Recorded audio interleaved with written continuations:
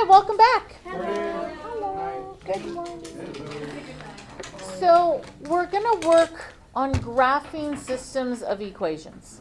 Before we start, what's a system of equations? Linear equation. Two or more linear equations involving the same set of variables. Two or more linear equations. Yeah. So if I said a system of linear equations, it's two or more linear. Now, linear equations are just equations that graph lines. But if I made this more general, I said a system of equations, then these are two or more equations of any kind. They could draw straight lines. They could draw pieces of circles. They could draw parabolas. They could draw squiggly wavy thingies that look weird. Like, I don't know what they're going to draw until I get a chance to look at the equation. In college, I had this wonderful professor named Dr. Taylor, and we were looking at systems of equations. And a couple days ago, we were talking about the boundaries of them, where we were just giving like little pieces.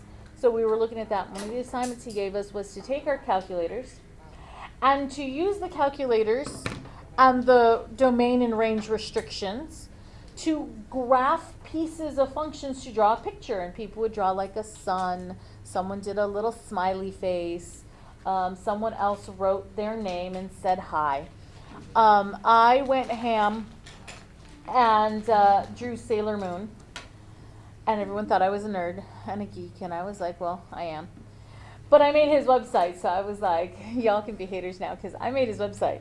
I don't know if it's still up there, but it was fun. I'll see if I can't try to figure out how to make those calculators do that so that you can give it a try too, and we'll make that a little project for you guys, is to draw on the calculator with functions. Okie dokie. So let's go ahead and graph these. I see as many of you already getting started on this while I was talking, and that is okay with me. I am going to color them different colors because I'm going to draw them on the same graph. And without those different colors, it makes it a little bit of a challenge to know which one is which. I'm going to turn my paper now and then just so that I have a cleaner line to trace with. When you're graphing lines and functions, please make sure that you're putting those arrows on either end to show that this goes off to infinity. Unless we've restricted the domain or the range somehow, like we did in that assignment when we were doing the inequalities, the domain and range, remember? Yeah, we had some restrictions.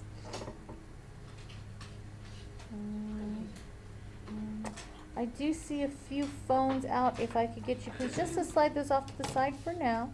You can play with those again at a later time. Please make sure that you're doing this graph on your paper.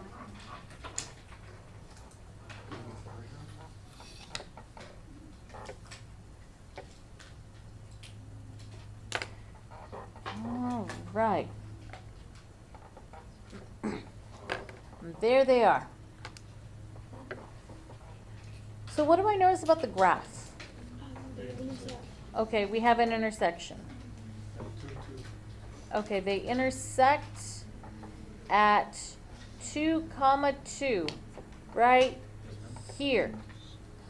That point that they share in common is called the solution. And so the set of all possible points that are the solution would be a set with only one thing in it. And that thing would be the point 2, 2. What do you notice about the tables? They're the same x's. Okay, so we have the same x coordinates. What else?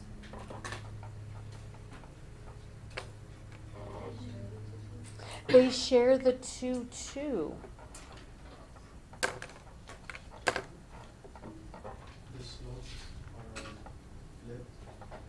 The slopes are flipped. They have different slopes, for sure. I don't know what the slopes are, because I don't see the equations. X and then 2 over 1? 1 over 2? Oh, okay, so like a negative x and then a negative 1, 2. Okay, so I could talk about the slope of the blue line being a -1, and then the slope of the yellow line being a -2/1. For sure they have different slopes.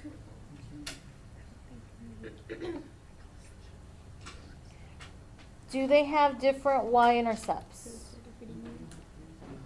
Yes. Yes.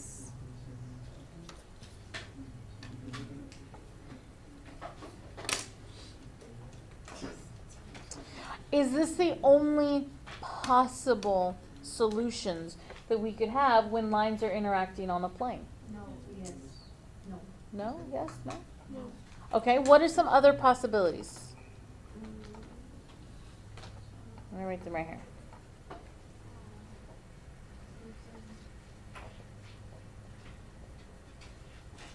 Okay, one possibility we've already explored, and that's that we have one intersection.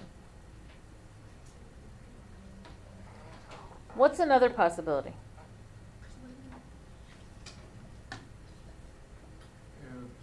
Otra posibilidad donde van a cruzarse. Cuando estas líneas están en algún lado en el plano, ¿qué son las posibilidades en cómo se cruzan o no cruzan? So what's another possibility? I was repeating what I said. I just tried to do it in Spanish, and I at least got a nod, so I sort of made sense.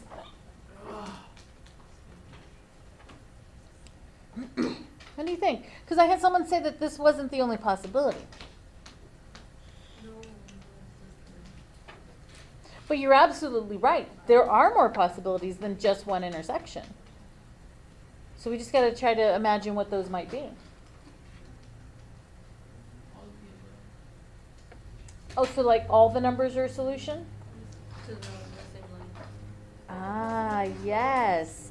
We have an infinite number of solutions because really we're looking at the same line.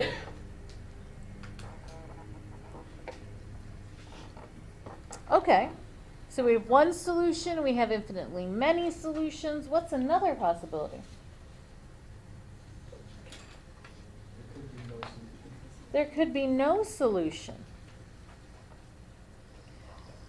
When do we get no solution? When Yeah, when they're parallel. All right, so let's go and graph the two below. I see some of you have already done that. So take a moment and graph those two. I'll scoot this up and around in a little bit so that you can see more. But I'm going to go ahead and graph this off frame for you.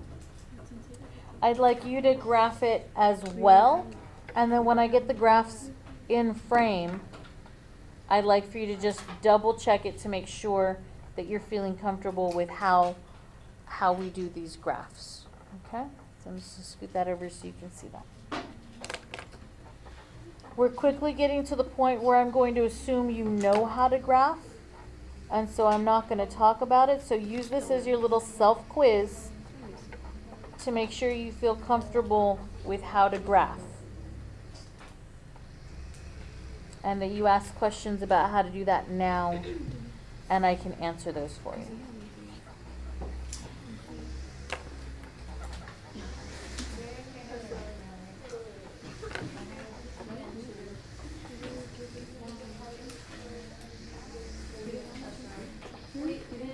Yep. This way? You never gave me a pen back. Switch it up so it shows that it's going down. Which way? This way or this way? Positive slopes. Positive slopes are going to go, as you move toward the right, the line's going to go up. So like, you facing this way, you're going to this. That looks like positive slope to me. Yeah. Okay. Good. Oh, you were checking the first one?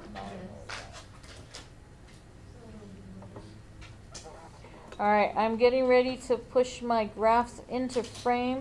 I think most people have already finished writing the stuff from up above. So I'm going to go ahead and reveal some of the work. I'm not quite done, but this gives you a good sense of where we were at.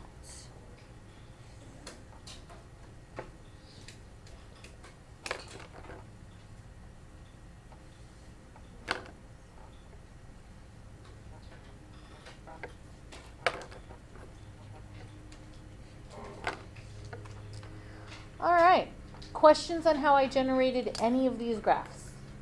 Did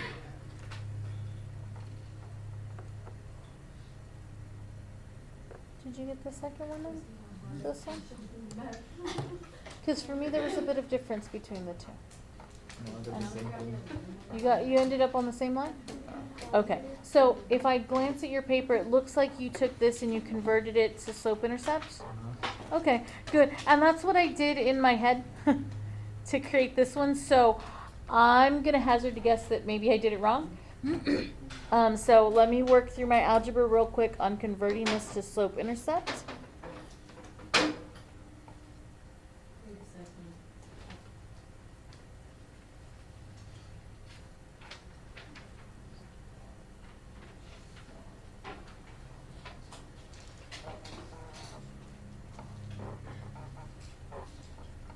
That's what I got. I got that too.